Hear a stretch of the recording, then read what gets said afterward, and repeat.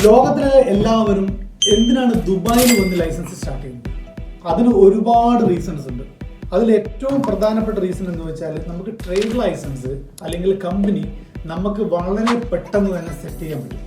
മറ്റുള്ള രാജ്യങ്ങളെ അപേക്ഷിച്ച് ഇവിടെ നമ്മൾക്ക് അധികം നൂലാമാലകളില്ലാതെ തന്നെ ട്രേഡ് ലൈസൻസിന്റെ പ്രോസസ്സ് നമുക്ക് കംപ്ലീറ്റ് ആക്കാൻ പറ്റും. രണ്ടാമതായി, ദുബായിലെ ടാക്സ് റേറ്റ് വളരെ കുറവാണ്. നമുക്കറിയാം മറ്റുള്ള യൂറോപ്യൻ രാജ്യങ്ങളുമായി കമ്പയർ ചെയ്യുമ്പോൾ ദുബായിലത്തെ ടാക്സ് റേറ്റ് വളരെ കുറവാണ്.